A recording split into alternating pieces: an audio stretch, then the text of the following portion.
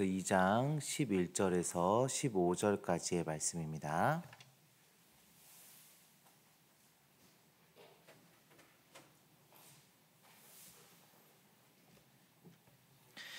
한 절씩 교도하여 읽도록 하겠습니다. 또 그 안에서 너희가 손으로 하지 아니한 할례를 받았으니 곧 육의 몸을 벗은 것이요 그리스도의 할례니라. 내가 세례를 그리스도와 함께 장사되고 또 죽은 자들 가운데서 그를 일으키신 하나님의 역사를 믿음으로 말미암아 그 안에서 함께 일으키심을 받았느니라. 또 범죄와 육체의 무할례로 죽었던 너희를 하나님이 그와 함께 살리시고 우리의 모든 죄를 사하시고 우리를 거슬러 불리하게 하는 법조문을 쓴 증서를 지우시고 제하여 버리사 십자가에 못 박으시고, 같이 읽습니다.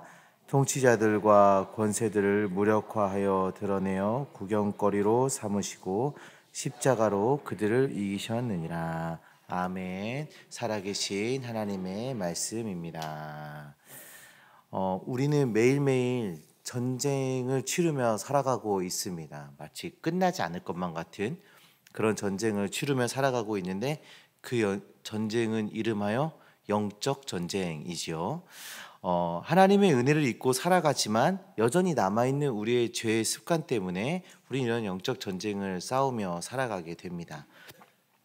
오늘 본문은 이 전쟁을 승리하는 비법에 대해서 말해준과 동시에 그리고 이 말해주는 동시에 또 이 진리는 거짓 선생들을 이겨낼 수 있는 비결이 되기도 하는 그 놀라운 비법을 우리에게 말씀해주고 있습니다. 골로새 교회에는 이단들이 침투해 있었어요. 그래서 그 이단들이 교회를 굉장히 혼란스럽게 만들고 분열하게 만들고 있었습니다. 그 이단들의 특징 중에 하나가 뭔가요? 뭔가를 더 하려고 하는 거예요. 그러니까 진리로 충분하지 않다. 진리로 충분하지 않으니까 뭔가를 더 해야 된다라고 말하는 것이 이단들의 특징입니다. 그러면서 진리를 훼손해 버리죠. 그리고 그 더하는 것들은 대부분 자기 생각이 대부분을 차지하고 있습니다. 정통교회들을 보세요. 예수면 충분하다라고 말합니다. 예수 안에 다 있고 예수면 충분하다라고 말하는 것이 정통교회의 특징이에요. 저희 가족이 어저께 같이 저녁밥을 먹으면서 이런 대화를 했어요. 그러니까 제가 먼저 시작을 했는데 나는 우리 교단의 교리가 가장 옳다고 생각해. 그런데 전 세계의 많은 성도들을 보면 우리 교단의 숫자는 굉장히 적잖아. 그러면 내가 우리 교단 안에만 있는 것이 아니라 다른 교단의 교리들도 공부를 좀 해보고 알아가는 것이 좀 더 낫지 않을까 하는 고민이 요즘 든다. 그래서 공부를 더 열심히 하고 싶다라는 얘기를 했어요. 그러니까 저희 자녀들이 저한테 질문했어요. 뭐가 다른데? 그래서 조금씩 다른 것들에 대해서 제가 설명을 해줬어요. 그러면서 마지막에 우리 가족이 한 말이 이겁니다. 가족이 나눈 대화가 이런 것들이 조금 다른데 신앙 고백은 다 동일해. 오직 예수 그리스도로 충분하다. 예수 그리스도로 구원을 받는다. 이 신앙 고백은, 가장 중요한 신앙 고백은 모든 정통교회는 다 동일한 거야 라고 대화를 마쳤어요. 우리 성도님들도 동의하시지 않습니까? 교리가 좀 다르고 강조점이 좀 다르고 해도 모든 정통교회는 예수 그리스도면 충분하다라고 말하고 있어요. 이단은 예수 그리스도로 충분하지 않다고 말해요.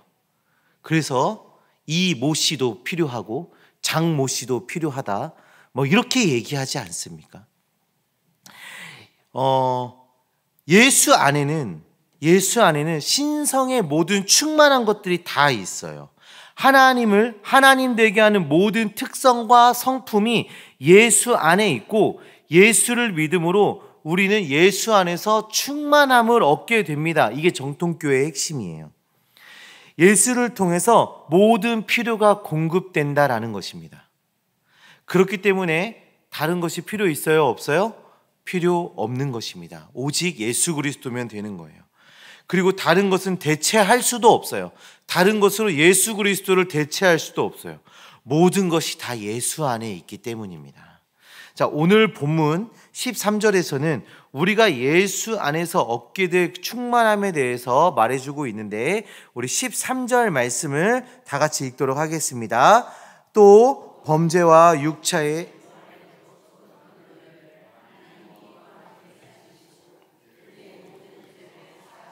아멘.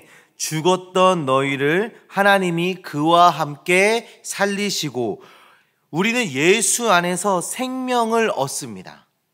사망에서 생명으로 옮겨진 것입니다. 2장 1절의 말씀을 보시면 사람을 허물과 죄로 죽었던 너희라고 소개하고 있습니다.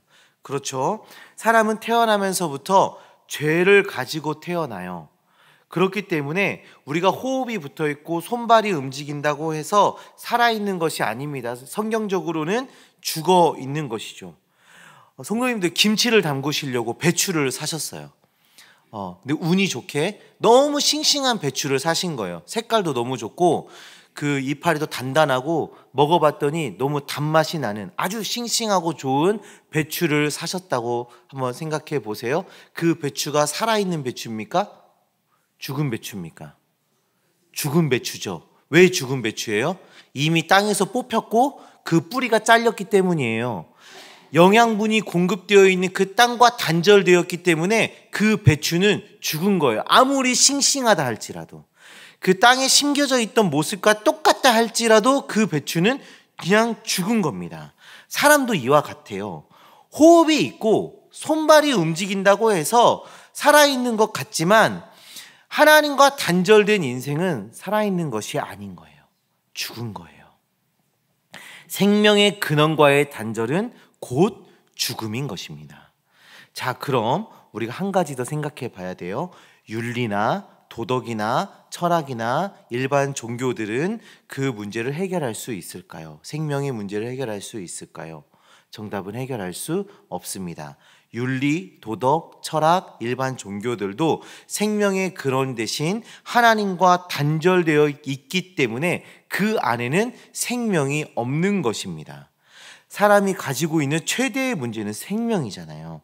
생명을 얻으려면 생명 대신 그 하나님과 연결이 되어져야 한다는 것입니다.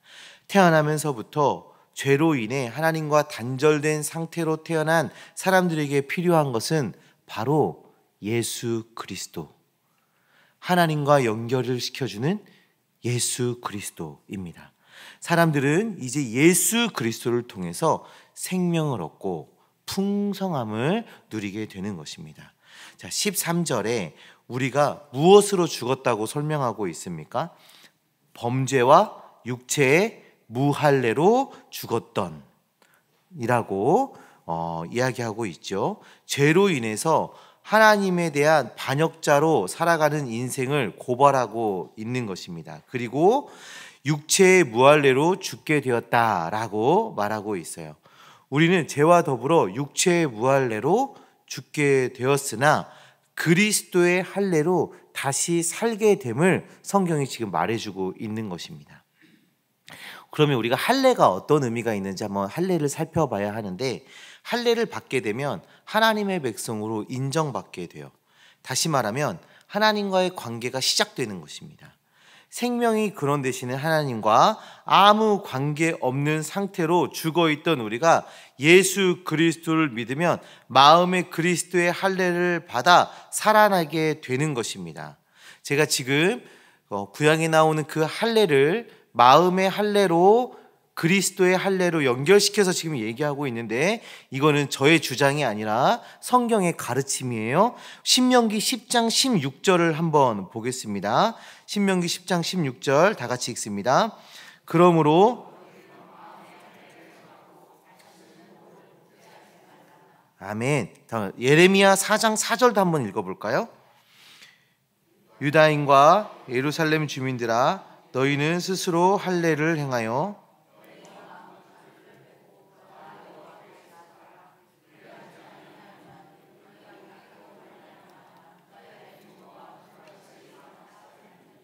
그것을 끌 자가 없습니다. 아멘. 할례는 사람의 몸의 일부를 베는 행위죠. 자, 그런데 방금 우리가 읽은 이 말씀들에서는 할례가 무엇에 중점을 두고 있습니까? 마음이죠, 마음. 마음에 중점을 두고 있습니다.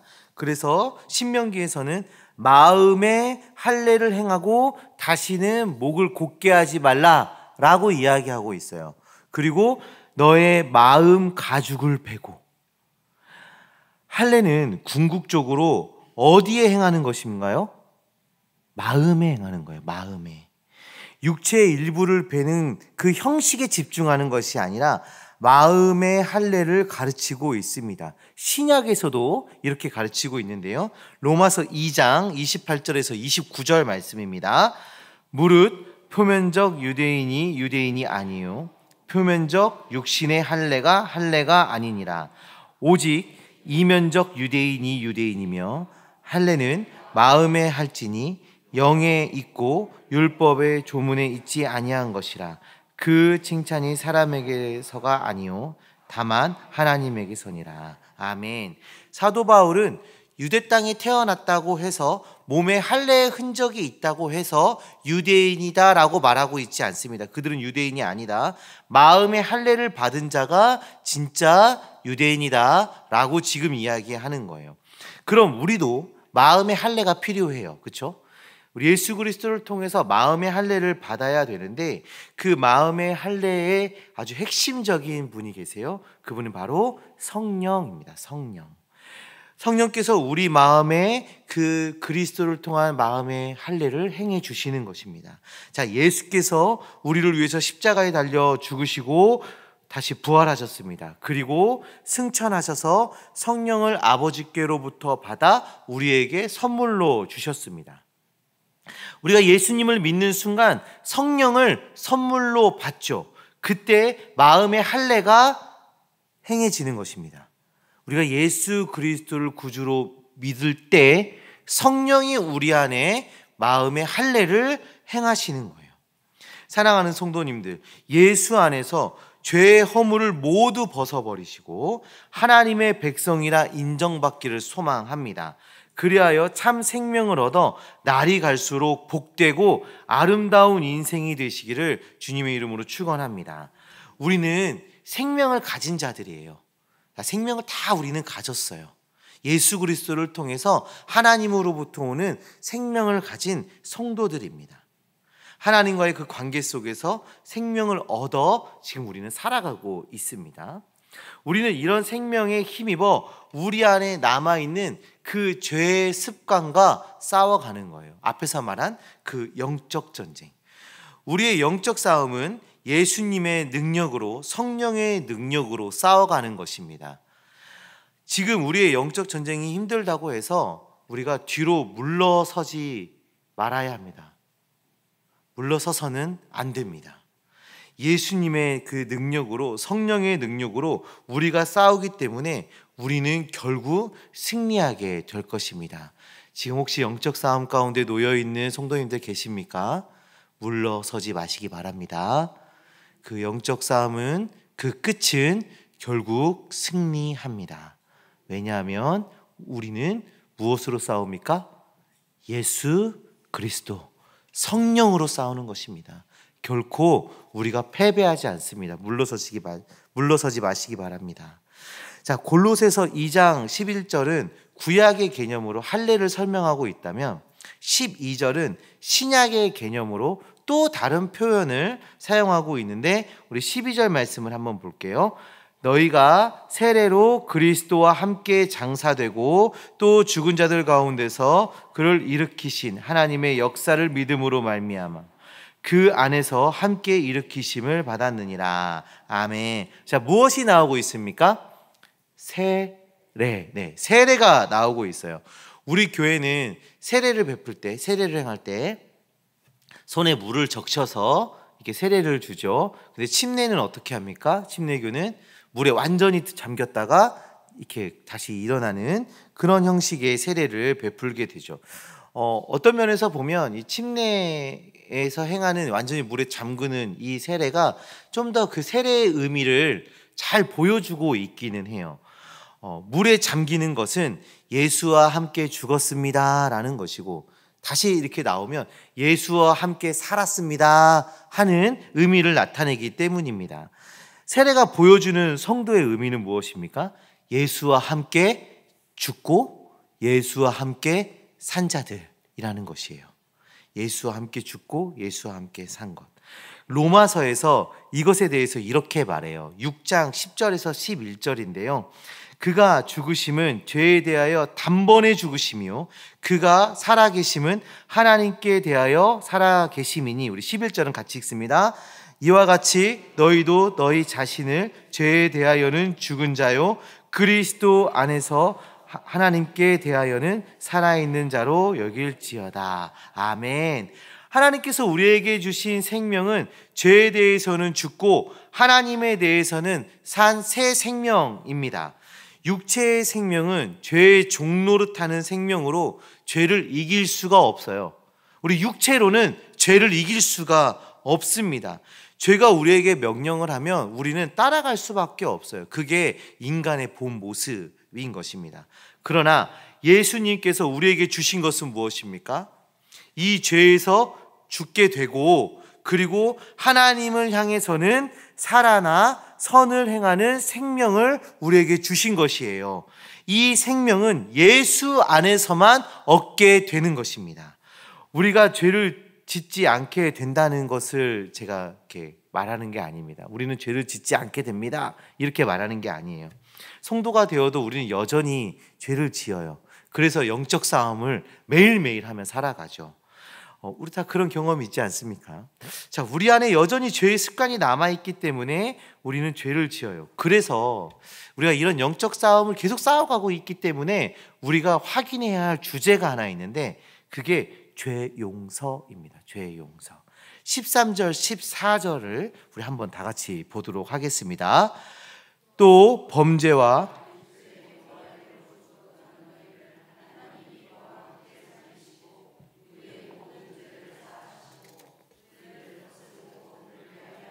법조문으로 쓴 증서를 지으시고 제하여 버리사 십자가에 못 박으시고. 아멘.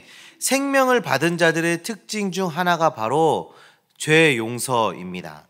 모태에서부터 가지고 태어난 죄는 우리가 스스로 해결할 수가 없어요. 그리고 우리는 죄를 지으면 어떻게 합니까? 우리가 이제 스스로 지은 죄를 지으면 처음에는 죄책감을 느껴요.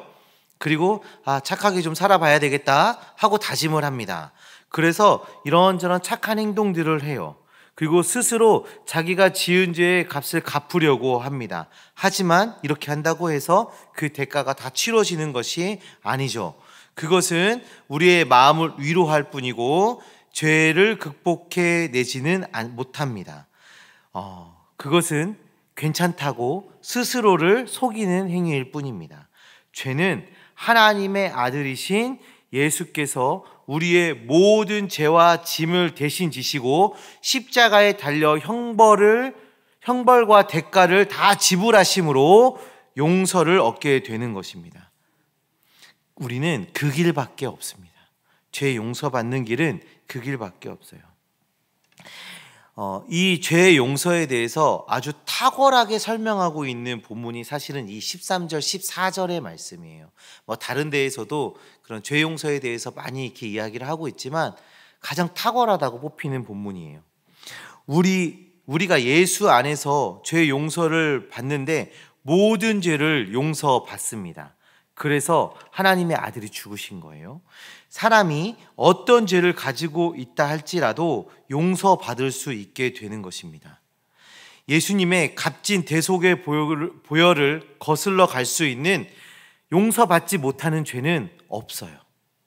특정 죄가 중하다고 해서 용서받지 못하고 어떤 죄는 그래 용서해 줄만 해서 용서받고 이런 게 아니라 예수를 통해서, 예수 그리스도를 통해서 다 용서받게 되는 것입니다. 그런데 끝까지 예수의 대속의 은혜를 거절하는 자들은 결국 용서받지 못하게 되는 것이죠.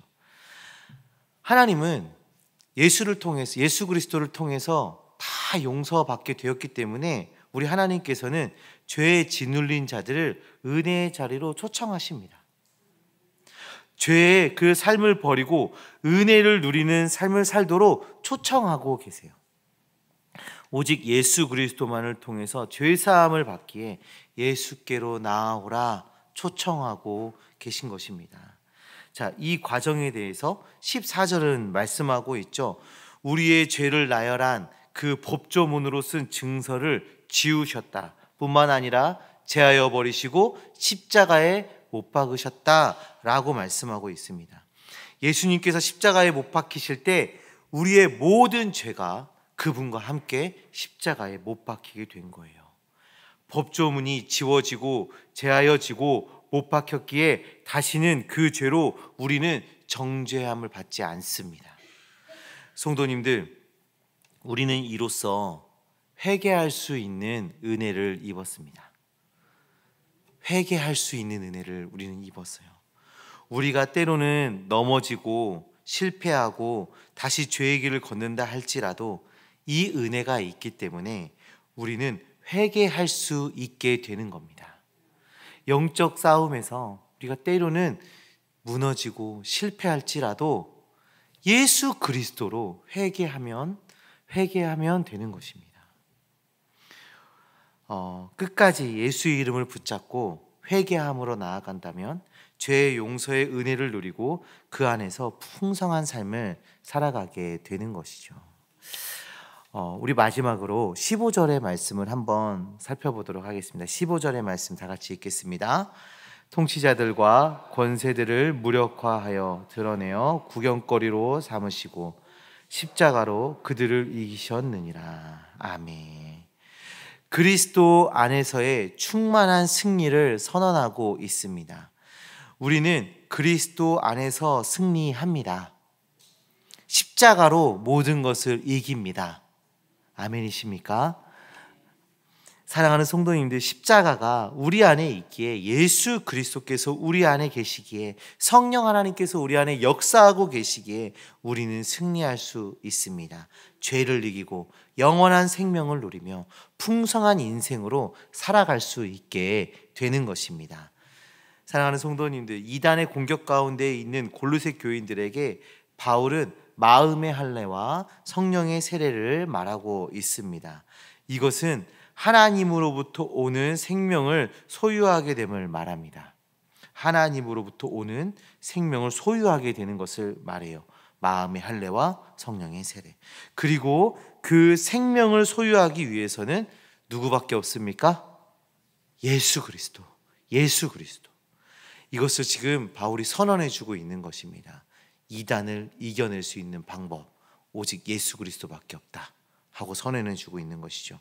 성도님들, 우리는 성도가 되었고 우리 안에 영원한 생명이 있지만 여전히 죄의 습관이 남아있어 영적 싸움을 하며 살아가고 있습니다. 때로는 무너지고 실패하고 좌절하기도 합니다. 근데 성도님들 기억하시기 바랍니다. 우리는 십자가로 승리할 수 있습니다. 예수 그리스도로 승리할 수 있습니다. 죄악의 통치자들과 권세를 무력화할 수 있는 능력을 우리는 이미 소유하고 있는 성도입니다. 그렇기 때문에 담대하게 그 싸움을 싸워가시고 그 승리의 풍성함을 누리며 살아가시기를 주님의 이름으로 축원합니다.